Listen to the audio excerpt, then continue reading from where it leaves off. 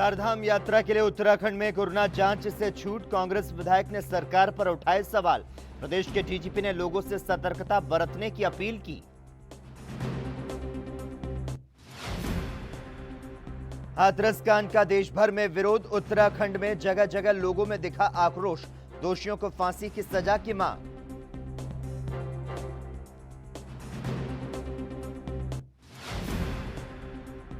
किसान कानून के विरोध में प्रदर्शन, कांग्रेस कार्यकर्ताओं ने मोदी सरकार को घेरा, किसानों पर जुल्म करने का लगाया आरोप।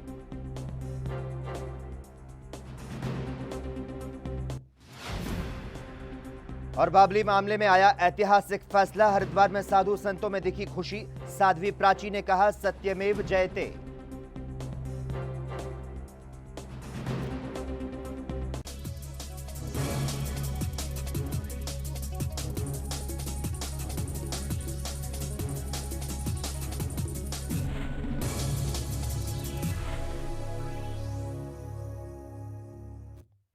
नमस्कार, आपने उत्तराखंड में आपका स्वागत है और मैं हूं आपके साथ लोकेश जगवानी।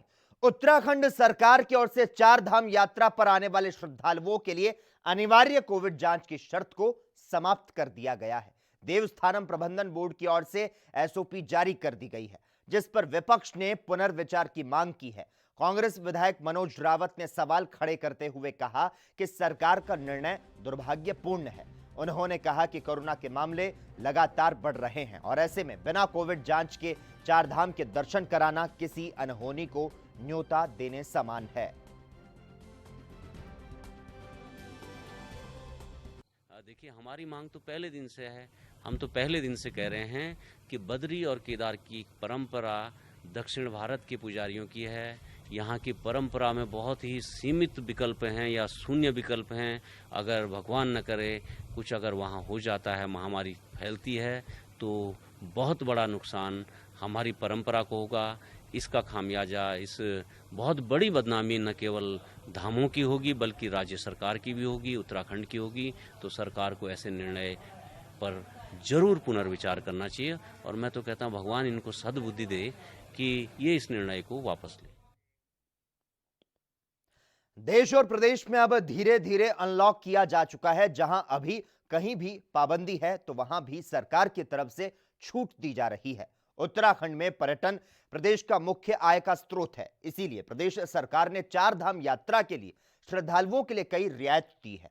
और इस मामले पर प्रदेश के डीजीपी अनिल रतूड़ी ने कहा कि कोरोना प्रकोप के चलते हुए लॉकडाउन से प्रदेश की आर्थिक स्थिति पर काफी प्रभाव पड़ा है। अब सरकार ने राहत दी है तो दिशा निर्देशों का पालन जरूरी है। में भी अनलॉक की स्थिति है और जैसा आप जानते हैं उत्तराखंड एक टूरिस्ट प्रधान स्टेट है। यहाँ हमारे यहाँ चारों धाम की यात्रा, अन्य प्रकार के टूरिज्म, जिससे यहाँ के लोगों की रोजी रोटी और यहाँ के जो आर्थिकी है वो उस पर आधारित है। अब हम लोगों ने एक ऐसी व्यवस्था बनाई है कि जो गाइडलाइंस दी गई हैं उसका पालन भी हो, जानकारी रहे, सतर्कता बरती जाए और यथासंभव अपने जो दिनचर्या है उसको हम सामान्य की ओर ले जाएं।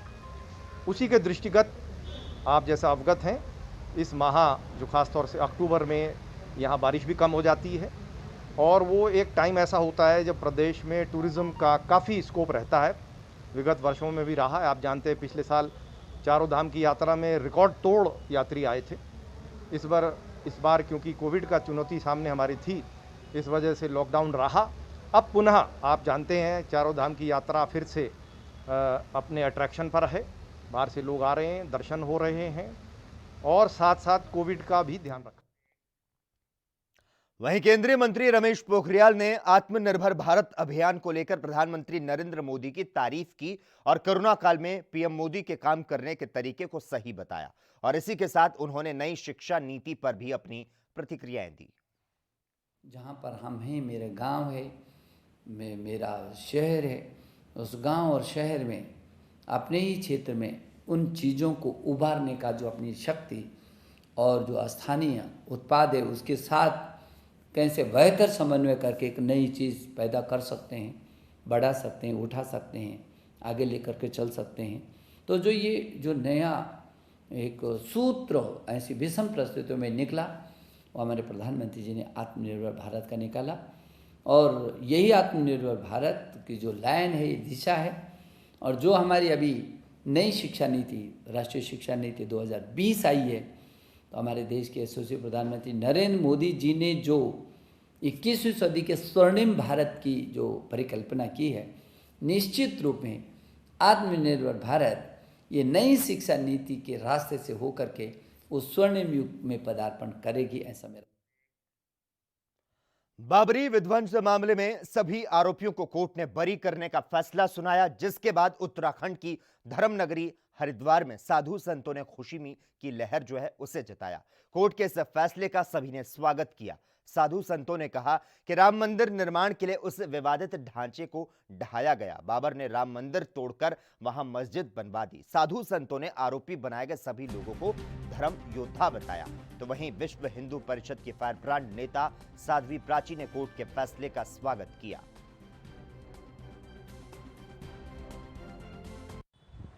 सीबीआई के विशेष अदालत द्वारा राम भक्तों का बरी किया जाना सर्वथा जो है स्वागत योग्य है। पूरा संत समाज और देश के सारे वासी इसका स्वागत करते हैं। वो किसी धर्म, जाति और लिंग में हो, पूरा देश एक मत से इस निर्णय का स्वागत करता है। क्यों कि कुछ व्यक्तियों का समूह ने इसको नहीं तोड़ा था, ये तो जन उन्माद। आज मेरे प्रभु राम जी के मंदिर के लिए जो लोग, जिन्होंने जीवन लगाया है, उनको बासम्मान बाइज्जत बरी किया गया। हम अदालतों का, कोर्ट का सम्मान करते हैं, हर भारतीय को करना चाहिए। आज ये पूरे विश्व के अंदर पता चल चुका कि सच पराजित नहीं होता, परेशान जरूर होता है। 28 साल तक, लंबे अरसे तक इंतजार करनी पड़ी, लेकिन सच कभी पराजित नहीं हुआ है। सत्यमेव जयते। बाबर के सेनापति मीर बांकी ने तोड़ा था और उस समय से लेकर आज तक अनेकों आंदोलन हुए। उसी आंदोलन के क्रम में जब हिंदू समाज ने वहाँ पर अपने भव्य भगवान रामलला के मंदिर को इस रूप में देखा, तो निश्चित रूप से हिंदुओं ने उस कलंक को 6 दिसंबर 92 को ध्वस्त किया। ये उसी के संदर्भ में मुकदमा था जिसका आज निर्णय आया। और हम सब लोगों को जानकारी है कि भगवान रामलला के संदर्भ में उच्चतम न्यायालय ने भी निर्णय दिया है। तो निश्चित रूप से ये कोई और सुनियोजित षड्यंत्र नहीं था। पूरे देश में किसान कानूनों का विरोध कांग्रेस कर रही है। किसानों के समर्थन में गदरपुर तहसील में भी कांग्रेसियों और किसानों ने काली पट्टी बांधकर केंद्र सरकार के खिलाफ जमकर नारेबाजी की। राष्ट्रपति के नाम तहसीलदार को ज्ञापन सौंपा गया। कांग्रेस नेताओं का कहना है कि सरकार किसान बिल के नाम पर किसानों और उनकी फसलों को कॉरपोरेट घरानों के हाथ बेचने का काम करना चाहती है। किसानों के विरोध के बाद भी बिना उनकी राय के ये कानून बनाए गए, जो कि लोकतंत्र में घोर अन्याय है। ये सरकार किसानों के ऊपर जुल्म कर रही है।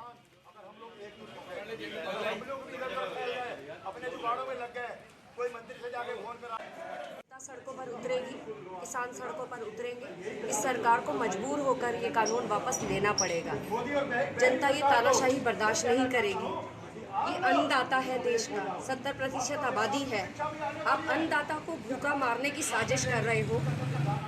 ये जनता, देश की जनता, प्रदेश की जनता ये बिल्कुल भी एक्सेप्ट नहीं करेगी। सरकार को ये काला कानून वापस लेना ही पड़ेगा। सरकार जनता को, इन किसानों को आप दाने दाने के लिए मोहताज नहीं कर सकते। देश को पालते हैं ये। जब पूरे वर्ल्ड में भूखमरी की स्थिति आ गई थी कोविड में, भारत ही ऐसा देश था जहां 2 साल का सरप्लस अनाज था। हमें पता था कि भारत में ये नौबत कभी नहीं आने वाली है। कृषि संपन्न देश है भारत। यहाँ पर ऐसा काला कानून जो आपने बिल्कुल तानाशाही से राज्यसभा और लोकसभा में पास कराया है, वो उत्तर प्रदेश के हाथरस में हैवानियत और दरिंदगी के शिकार पीड़िता की मौत हो गई है, जिसके बाद लगातार देश के अलग अलग हिस्सों में विरोध प्रदर्शन देखने को मिल रहे हैं। हरिद्वार में पूर्व कृषि उत्पादन मंडी समिति के अध्यक्ष संजय चोपड़ा ने पुरानी सब्जी मंडी के चौक पर अपने सहयोगियों के साथ विरोध प्रदर्शन किया। आंखों पर काली पट्टी बांधकर मुंह पर हाथ रखकर पीड़िता को इंसाफ दिलाने के लिए धरना दिया गया। सामाजिक कार्यकर्ताओं ने केंद्र की मोदी सरकार और राज्य की योगी सरकार से मांग की है कि पीड़िता को इंसाफ मिलना चाहिए। उस बच्ची को इंसाफ मिलना चाहिए। हमारी गुहार है इस बात की। भारत के प्रधानमंत्री श्री नरेंद्र मोदी जी कहते हैं कि बेटी बचाओ बेटी पढ़ाओ, लेकिन हम तो ये कहना चाहते हैं जनाब कि बेटी पढ़ाओ बेटी बचाओ तो जब कंप्लीट होगा या जब तक ये नारा फलीभूत होगा जब तक होगा, लेकिन फिलहाल बेटियों को बचाओ इसके लिए कोई ठोस कदम उठाने चाहिए। आज हमने प्रतीकात्मक रूप से इसका विरोध प्रदर्शन किया है। आंखों पर पट्टी बांधकर मौन रखकर हमने उस बच्ची को श्रद्धांजलि देने का काम किया है और निश्चित रूप से यदि उस बच्ची को इंसाफ नहीं मिला तो आंदोलन होंगे, सड़कों पर उतर के आंदोलन होंगे और उसको इंसाफ दिलाने के लिए हर संभव प्रयास किए जाएंगे, संघर्ष किए जाएंगे, क्योंकि भारतवर्ष में जिस प्रकार की ये बच्चियों के साथ कानून होने के बावजूद भी जिस प्रकार से निर्मम हत्या की जा रही है दुष्कर्म के बाद में, ये इसकी जितनी भी निंदा की जाए, जितनी भी भर्त्सना की जाए। उत्तर प्रदेश के हाथरस में एक दलित गैंगरेप पीड़िता के मौत का मामला देश भर में चर्चा का विषय बना हुआ है। इस घटना को लेकर देश के अलग अलग हिस्सों में रोष प्रदर्शन देखने को मिल रहे हैं।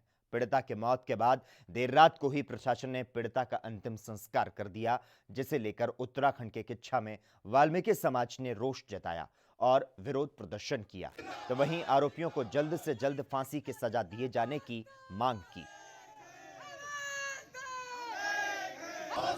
जिसके साथ कुछ दरिंदों ने मिलकर उसके साथ इतना घटनाक्रम बलात्कार किया जो उसके शरीर के अंग को भी तोड़ डाला।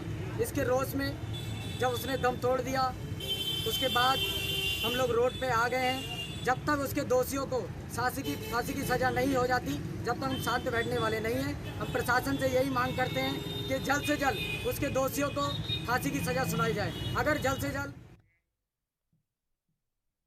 अपने उत्तराखंड में खबरों का सिलसिला लगातार जारी रहेगा। हम यहां पर रुकते हैं एक छोटे से ब्रेक के लिए, जल्द हाजिर होते हैं।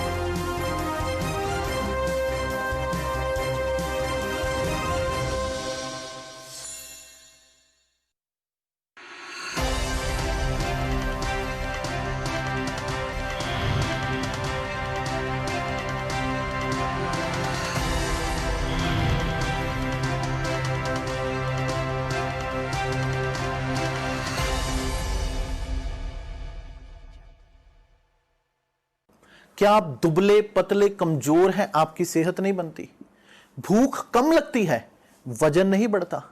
दरअसल मेन बात खाना पीना खाना नहीं है, मेन बात है खाया पिया लगना। और अगर खाया पिया लगेगा ही नहीं तो सेहत बनेगी कैसे? इसलिए हमारी संस्था सन्यासी आयुर्वेदा ने एक ऐसी दवा बनाई है जो कि आपके पाचन तंत्र को, आपके लीवर सिस्टम को ठीक करने का काम करती है, ताकि आप जो भी खाएं उसका पूरे का पूरा निचोड़ आपके शरीर को लगे, आपकी भूख बढ़े, खाया पिया सही से लगे, नया खून बने, हड्डियों में जान आए, वजन बढ़े, ताकत बढ़े, चेहरे पर नूर आए और आप मोटे तगड़े खूबसूरत पर्सनैलिटी के मालिक बन जाएं। यह दवा पूरी तरह से आयुर्वेदिक होती है। इसका शरीर पर कोई भी साइड इफेक्ट, कोई भी नुकसान या दुष्प्रभाव नहीं होता। लड़के लड़कियां दोनों इसका इस्तेमाल कर सकते हैं और पहले 15 दिन के अंदर ही आपको इसका असर महसूस हो जाएगा। सिर्फ 650 रुपए की पूरे 1 महीने की दवा होती है और आप इसे घर बैठे 011 45454545 पर फोन करके दवा मंगवा सकते हैं।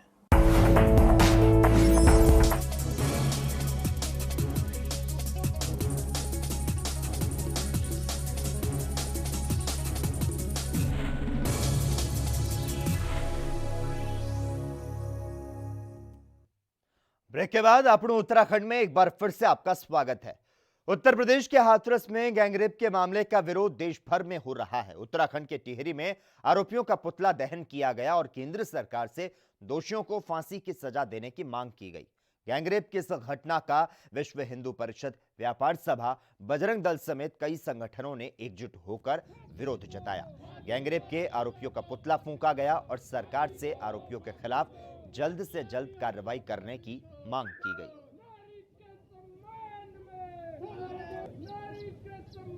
ये इसलिए किया गया है, यूपी में जो हाथरस में जो घटना हुई है, 19 साल की एक बालिका का रेप कर उसकी हत्या कर दी गई है, उसके न्याय दिलाने के लिए यहाँ पर विश्व हिंदू परिषद, व्यापार मंडल एवं अन्य जनप्रतिनिधियों द्वारा जो यहाँ पर ये पुतला दहन किया गया है और हम केंद्र सरकार से मांग करते हैं कि दोषियों को जल्दी से जल्दी। वहीं गदरपुर तहसील में राष्ट्रीय बजरंग दल, अंतर्राष्ट्रीय हिंदू परिषद और क्षेत्र के कई सामाजिक कार्यकर्ताओं ने हाथरस की घटना पर दुख जताया। हाथरस की बेटी के दरिंदों को फास्ट ट्रैक कोर्ट से 1 महीने में फांसी की सजा दिलाने की मांग की गई। उन्होंने मांग की है कि अभी देश निर्भया कांड को भूला नहीं। उत्तर प्रदेश के हाथरस में एक बार फिर से गरीब परिवार की बेटी को 4 दरिंदों ने भयंकर यातना दी। 15 दिन के बाद वो जिंदगी की लड़ाई को हार गई। इसीलिए तहसीलदार के माध्यम से राष्ट्रपति को ज्ञापन दिया गया कि इन दरिंदों को जल्द से जल्द फांसी की सजा दी जाए। देश अभी मुश्किल से निर्भया कांड को भूला ही नहीं था, जो कांड 8 वर्ष पहले एक बेटी के साथ हुआ था। दरिंदगी हुई, अंत में उसने दम तोड़ दिया। वैसा ही कांड 14 सितंबर को उत्तर प्रदेश के हाथरस जिले में एक गरीब परिवार की बेटी के साथ हुआ। समाचार से ज्ञात हुआ है कि उसको ऐसी यातनाएं दी गई, उसको इतना तड़पा के उसको मारा गया, जीव सुनह काट ली गई और अंत में 14 दिन जीवन से संघर्ष करते हुए वह बेटी सफदरजंग अस्पताल में उसने दम तोड़ दिया। दुखद विषय, बहुत विचार। वहीं ऋषिकेश में हाई स्कूल और इंटर में 90% से ज्यादा नंबर पाने वाले छात्रों को सम्मानित किया गया। विद्या मंदिर इंटर कॉलेज में सम्मान समारोह का आयोजन किया गया, जिसमें बेहतर प्रदर्शन करने वाले छात्रों को स्मृति चिन्ह देकर सम्मानित किया गया, जबकि 8 छात्रों को नेहरू पुरस्कार की उपाधि से नवाजते हुए 1000 रुपए का चेक सौंपा गया।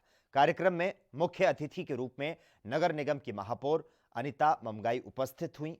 खंड शिक्षा अधिकारी उमा पवार ने भी कार्यक्रम में शिरकत की।